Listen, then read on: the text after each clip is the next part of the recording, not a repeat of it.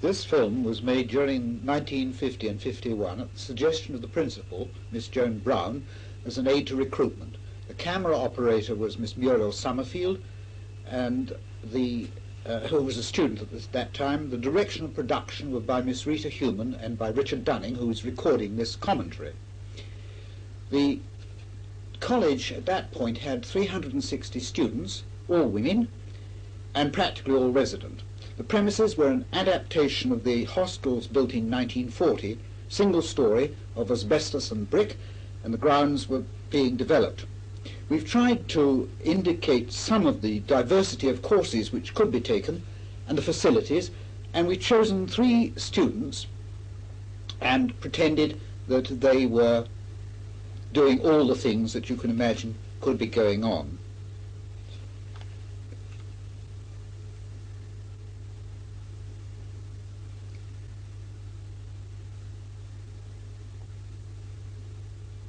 The principal, Miss Joan Brown, going across first thing in the morning. The students are Sheila, Joan and Beryl. And first they look at the timetable.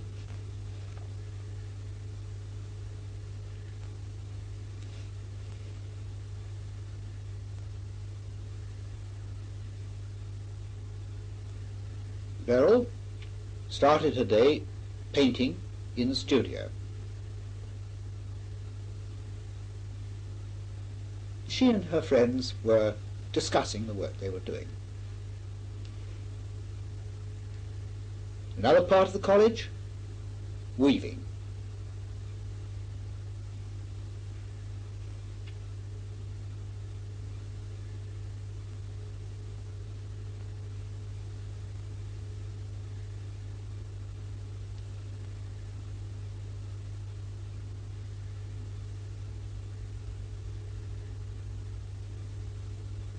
And spinning.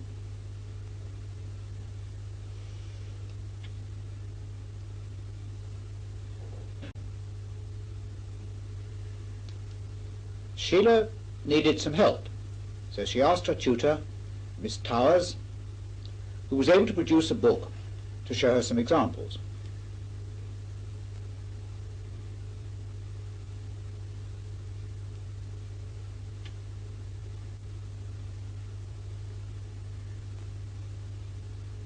While others, Joan among them, were working in the pottery.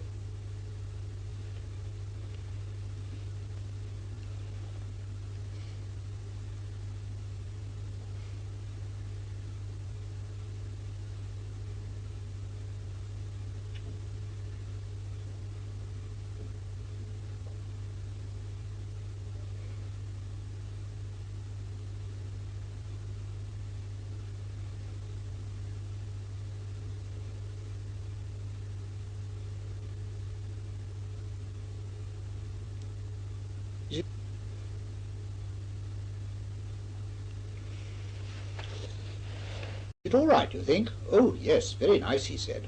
Yes, that's good. The next period was devoted to education. The lecturer, Mrs. Bay-Tidy, head of the education department, was talking to the students.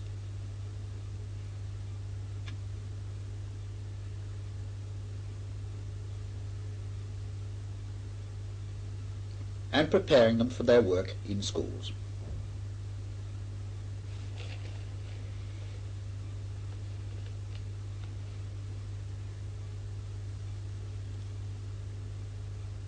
Joan was told where she was going, and here she is working with some juniors in one of the local schools. She got a very good response to her questioning, you see.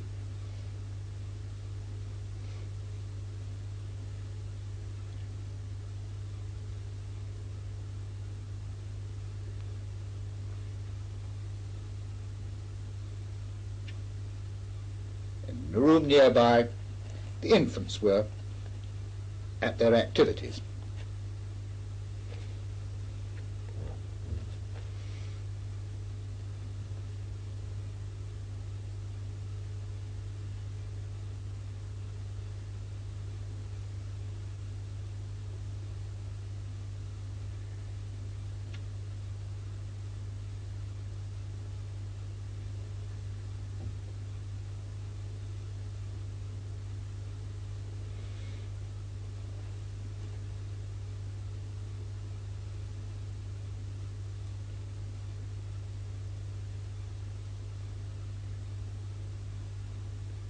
Sheila got ready, went off to a secondary school,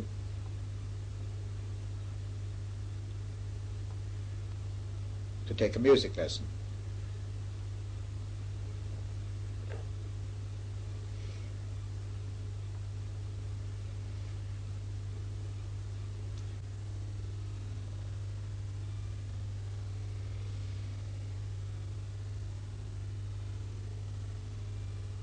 Back for break at college. Fine day, sitting outside the JCR, enjoying their well-earned tea. But not for long. Off to gymnastics. There was no purpose-built gymnasium at the time, so the main hall had to be used, or if the weather was fine, practical work could be carried on outside, on the grass.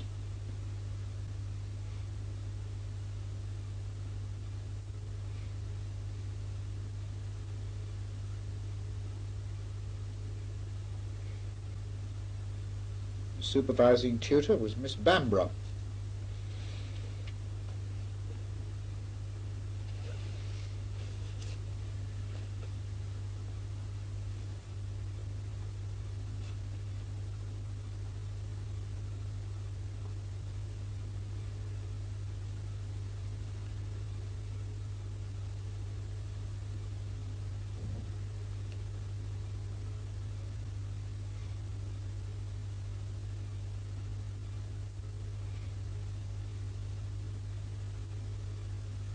Background folk dance was being carried on.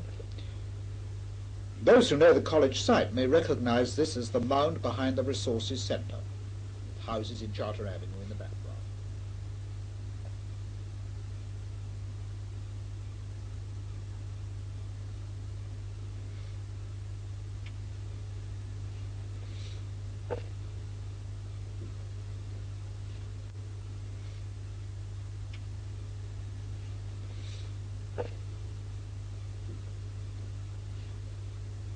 All a bit of a rush, off to rural science with Mr. Hilton.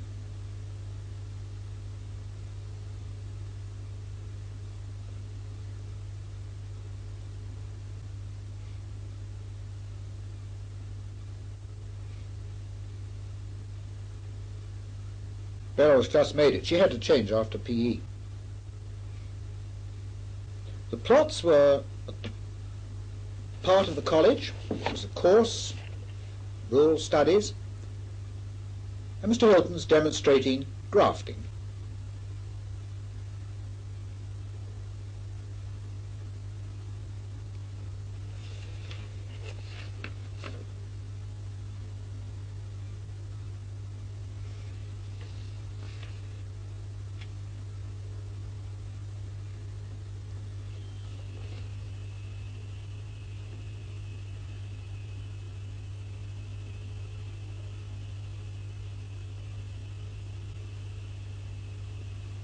Beryl had another chore to do. It was her responsibility to feed the rabbits, while others were feeding themselves in the dining hall. Students acted as waitresses for many of the meals.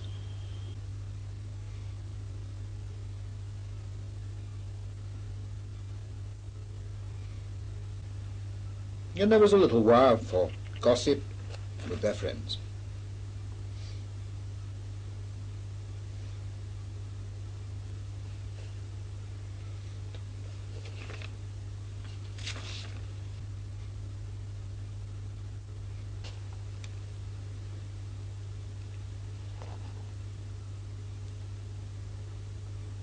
The college bookshop was in the crush hall,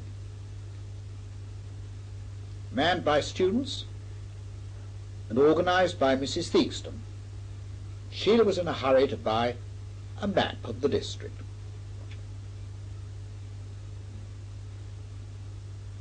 She was planning her afternoon's work. So onto their bicycles and out into Kirby Corner Road.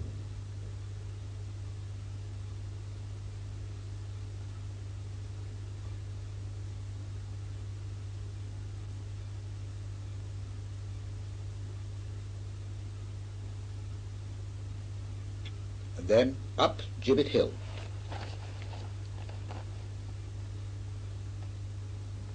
The road which runs along by the side of the university.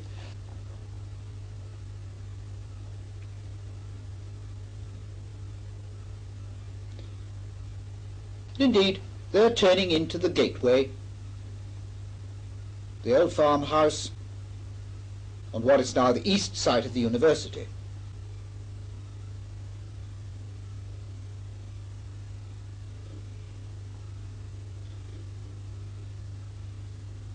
They'd come to do some practical work in biology.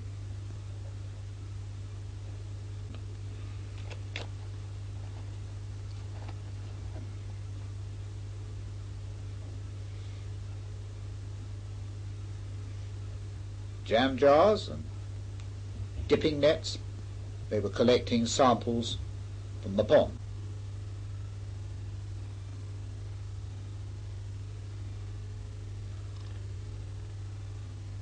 That's a nice big one. They brought them back to the biology laboratory. Sheila was very proud of what she'd got and asked for some help in identification. Miss Ibbotson was head of the biology department. She was also the deputy principal of the college. So she helped Sheila to pick up a specimen and put it on a slide and to look at it through the microscope.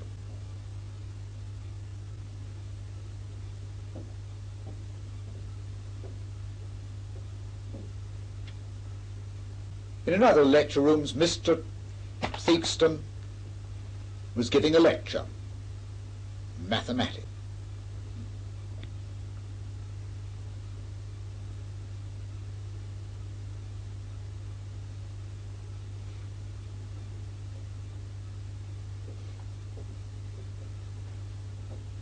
He made it sound so easy, but it still looked a bit surprising.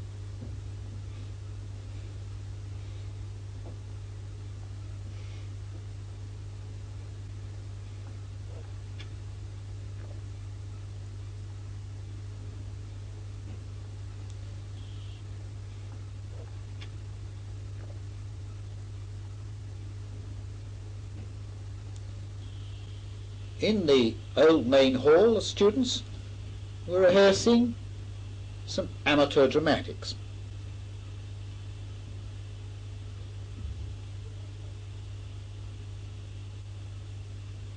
While others were manipulating puppets.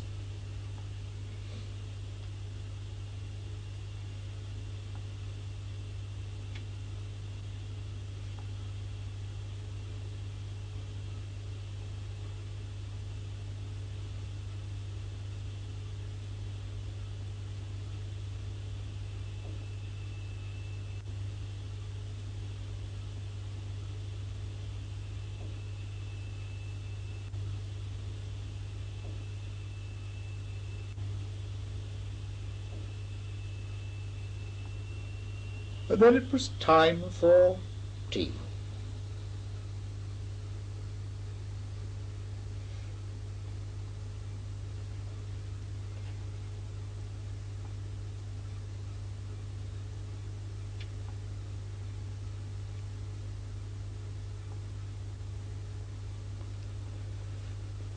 The college library was housed in the space which, in 1978, is the junior common room.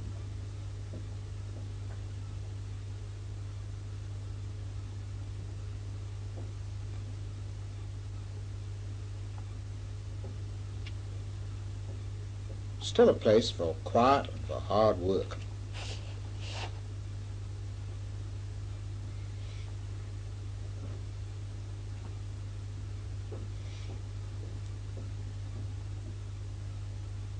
Joan and Beryl were trying to decide how they were going to spend their evening.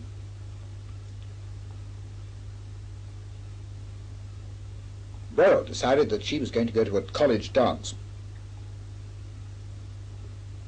Joan was more interested in going to the storytelling club.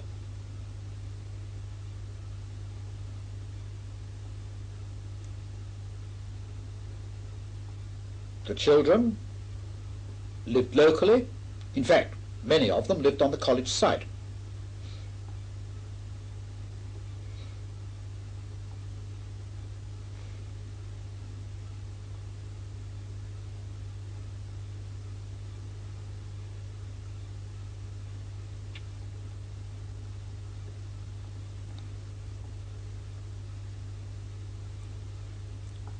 Others climbed on the coach and went off to Stratford to the theatre.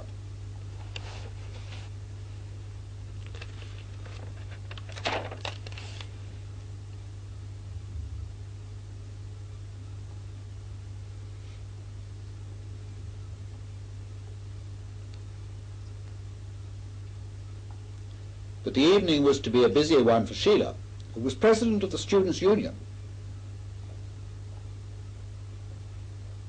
and had to conduct a meeting.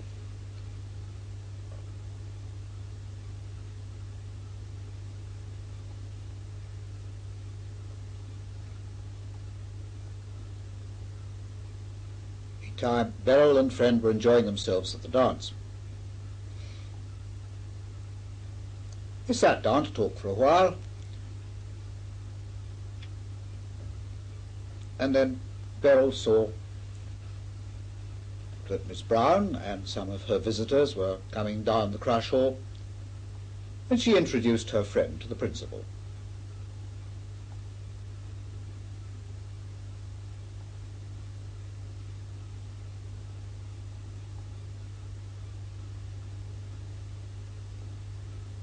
The dance ended, and Beryl went back to the hall.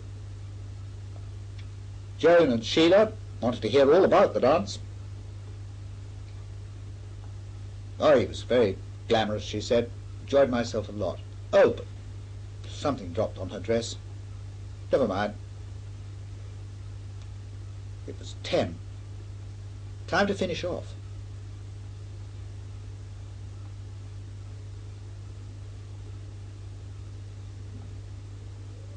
Lock up. Put out the lights. Good night. Arden Hall was the first new hall of residence to be built. In order to do this, some of the old hostels had to be demolished. Though the hostels were easily knocked down, the air raid shelters next door were much tougher. There was a lot of debris.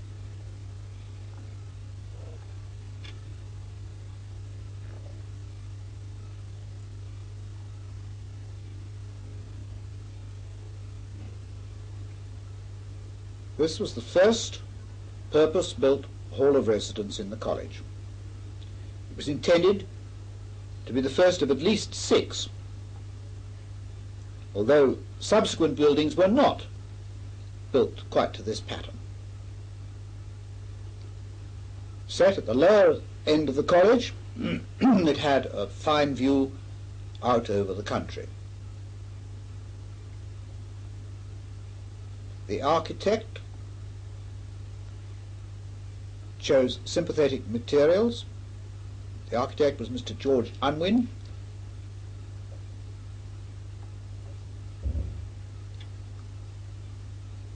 The furnishings were chosen by the principal in consultation with the staff and with the students.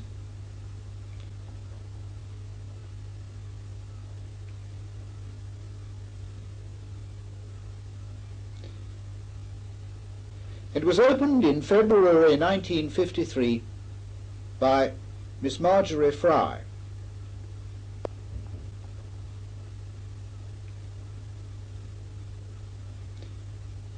To get down to Arden, they had to go past the old buildings. This gives a good idea of what the old halls of residence were like and of the black pipes which supplied the central heating. It was a cold, slightly snowy day.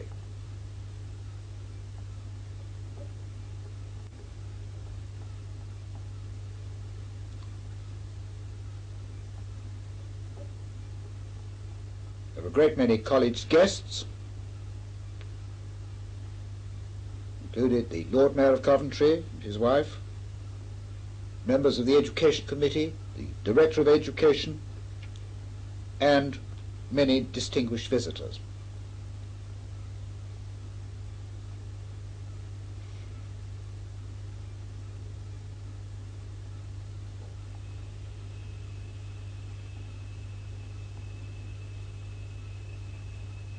Mr. Sidney Stringer, Canon Patton, the Director of Education, Mr. Chin, the Lord Mayor, Creswell, Miss Muriel, Miss Human and Miss Shuka,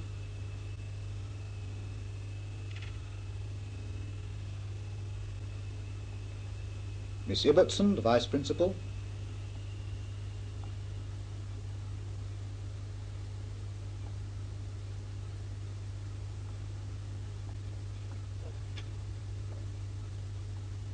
and Chef, talking to the Director of Education.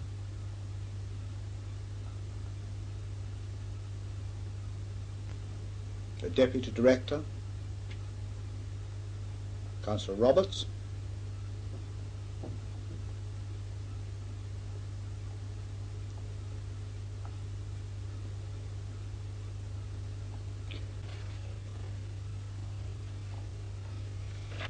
the Director of Education, in a light-hearted mood, decided to demonstrate how easy it would be to climb into this hall if the front door were locked. Miss Brown didn't really approve, or pretended not.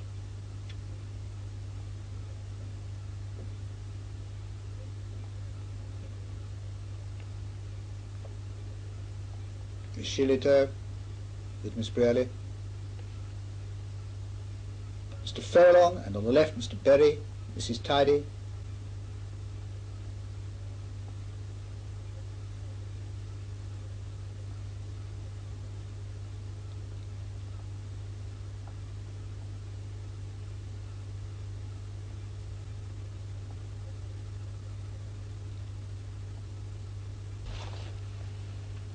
Miss Fry and Miss Brown.